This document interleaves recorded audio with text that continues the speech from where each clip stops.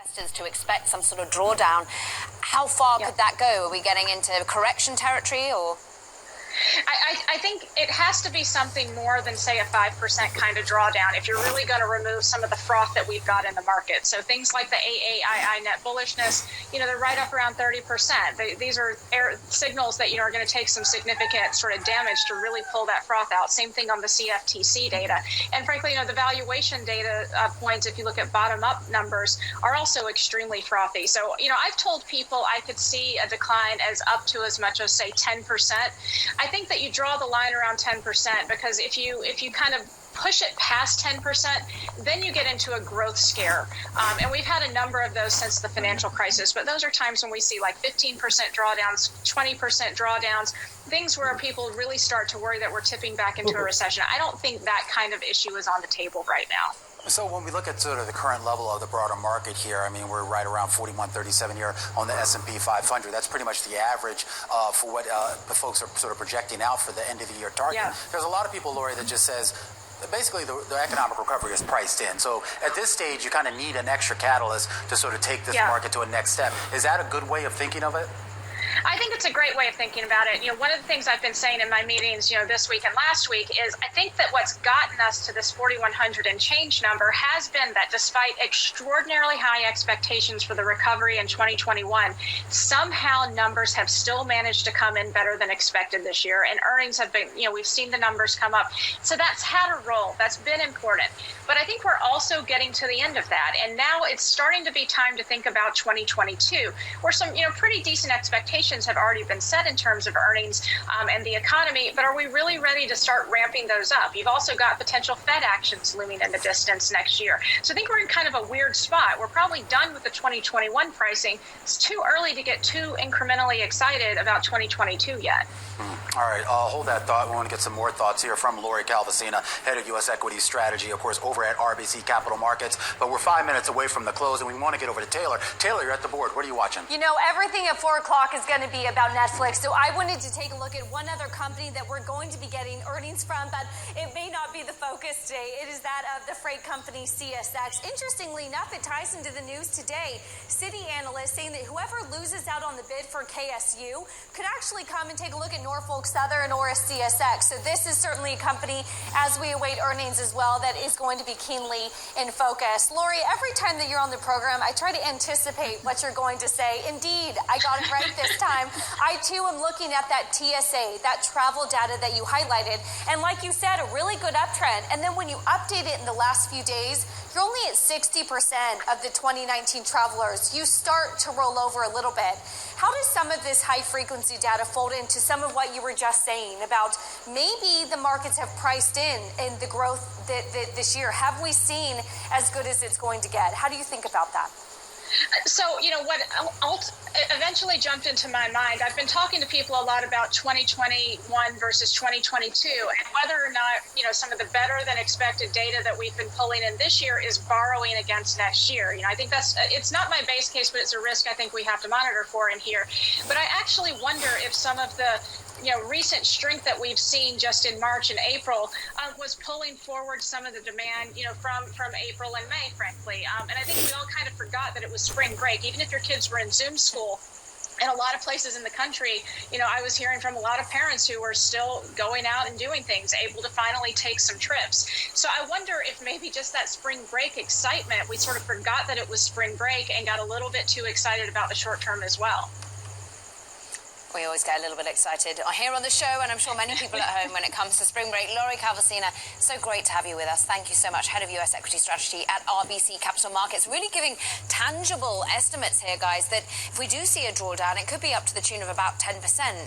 Beyond that, too far, but we need some sort of juice to come out, Remy. Yeah, we definitely need to see, I guess, that next leg. I mean, maybe earnings season will provide it. A lot of people are looking to earnings, Taylor, and they're saying, if we do hear some relatively bullish forecasts out of there, maybe that gives us the next bump. But Lori actually pointed out, so far it's been a little bit dour. And I love that she mentioned the industrials, some of those cyclicals that we're right in the middle of, and those are the ones really facing those input cost pressures. How does that translate into some of the inflationary effects that we see? The Fed says they don't quite see them. Consumers, though, at least according to P&G, Romaine, are seeing them a little bit. Yeah, that P&G story is huge here. We are moving closer here to the closing bell here on this Tuesday afternoon. Full market coverage right here on Bloomberg as me, Caroline, and Taylor take you to the bell and beyond. Beyond the Bell, Bloomberg's comprehensive cross-platform coverage of the U.S. market close starts right now. All right, about 2 minutes away from the end of the trading day, 41.34 on the S&P 500. Romaine Bostick, Caroline Hyde, Taylor Riggs counting you down to the closing bell, and here to help take us beyond the bell, our global simulcast starting now. Carol Massar, Tim Stenovic jumping into the ring, bringing together our Bloomberg television, radio, and YouTube audiences. And guys, we're seeing a bid to the dollar, we're seeing a bid to the VIX, we're seeing a bid to treasuries, no bids into stocks. No, not at all. We're just going to finish off our lows of the day here. And listen, Romaine, this is a day where I said I didn't have enough charts of my Bloomberg because I wanted to track things. The broader market certainly taking a hit. Those small caps in particular, Romaine, also taking a hit. Yeah, that's right, Carol. We're actually seeing right now, look, this sell-off hit 2 days in a row. There are virus cases that are climbing globally, really hitting some U.S. companies hard, overshadowing some pretty good results that we've seen over the last couple of days. But the concern is that the virus, when it might be getting better here in the United States, if it doesn't get cured around the world, if it doesn't get treated around the world, we continue to see hotspots. That is going to affect the reopening globally. And Tim, I think what we noticed yesterday was it was a sell everything day as yields were also higher as stocks came lower. And then today, Caroline, that changes. Bonds indeed do catch a little bit of a bid on the 10-year. We were down to the lows that we haven't seen since March 11. So really coming down just a little bit, 4 or 5 basis points across the curve. The haven bid not only going into U.S. Treasuries, going into gold as well, as Romaine pointed out, going to the U.S. dollar. But this really does feel as though globally it was a sell-off too. Remember, Europe getting hit the hardest in 4 months. Yeah, absolutely. 1777 on spot gold here in the U.S. right now. Taking a look at equities, S&P 500 looking like it's going to settle around that 41.34 level, down 0.7%.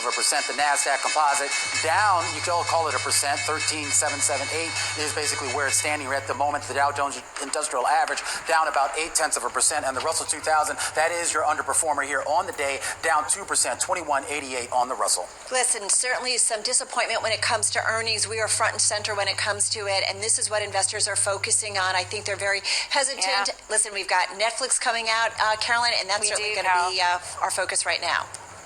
First quarter revenue meeting estimates, we understand. 7.16 billion is where we get the number for the fiscal first quarter for this juggernaut. 7.14 billion had been the estimate, so totally in line. Earnings per share, $3.75, ahead of expectations of $2.98. But what we want is the streaming paid net change. It was phenomenally lower. Remain 3.98 million added. Yeah. The market wanted 6.3.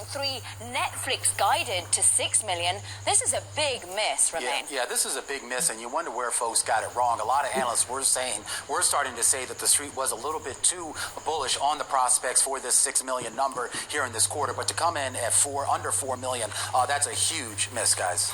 Yeah, the company also guiding for the second quarter significantly below estimates, coming in at 1 million versus estimates of 4.4 million. As you mentioned, Romaine, those streaming paid net change in the first quarter of the year significantly below expectations.